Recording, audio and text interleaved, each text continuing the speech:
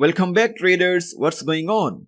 In the previous lecture, you have learned about the demand and supply theory, which is the main force to execute the market. Now in this lecture today, I will be talking to you about the support and resistance level on a price action chart. At first, we will talk about the support on a price action chart. Support is a specific price zone or area where the selling pressure becomes very weak because the supply of the market decreases as well as the demand increases, so that the buying pressure becomes stronger over the selling pressure and hence the price changes its direction to rise up from the support level. So after a bearish rally, if the price rises up by creating a valid bottom level, then that bottom level or swing low point becomes a support on that price action chart. The significance of the support level is that if again the market run into the bearish momentum and price falls down, then the possibilities are high that the price will retest the previous support level, and then without breaking the previous support and falling further below that level, rather price will rise up again by creating another bottom or support level on the previous support zone. Supports are the price zone where we should look for the signal to trigger long trade entry. Now let's have a real chart example for these types of price action setup.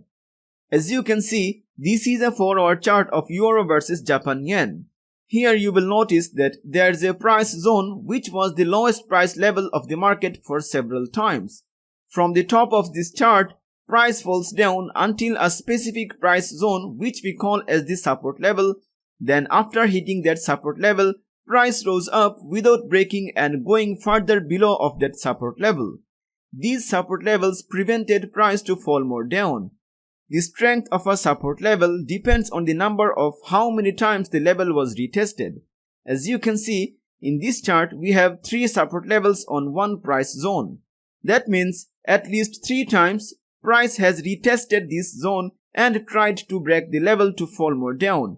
But it could not do that until the 4th attempt, when finally price broke the support level and went further down. So this was a strong support zone for a very long time. Support is not an exact price level, rather it's a zone or area where sellers tend to close their trades. In these levels, because of the lower price, the sellers psychologically become weak, so they start to close their trades, which increases the demand of the market and hence give the space to the buyers to go for long trade entries. That's why these are the area where you will find the best long trade opportunity in the market. Now let's discuss about the resistance on a price action chart. Resistance is the exact opposite thing of the support on a price action chart, while resistance is a price zone where the market tends to lose buying pressure because of the higher market price according to the theory of demand and supply. So because of the increasing supply or selling pressure, the price falls down after hitting the resistance zone. Basically, resistance are the swing high points or the top levels on a price action chart. So in general, whenever price comes near to the previous resistance zone, there are no demand can be seen in the market to show the buying pressure. So at that time, selling pressure becomes so strong that the price falls down after retesting the resistance level.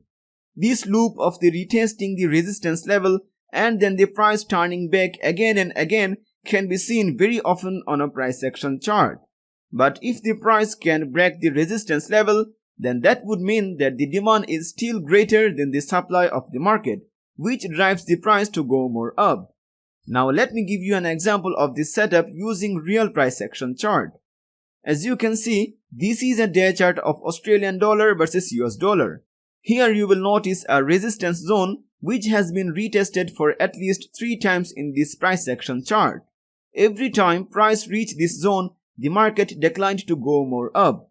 It shows that by the time price came near to the resistance zone, the supply volume becomes greater than the demand of the market, and hence that extreme selling pressure took control of the market over the buyers with a larger volume of trades.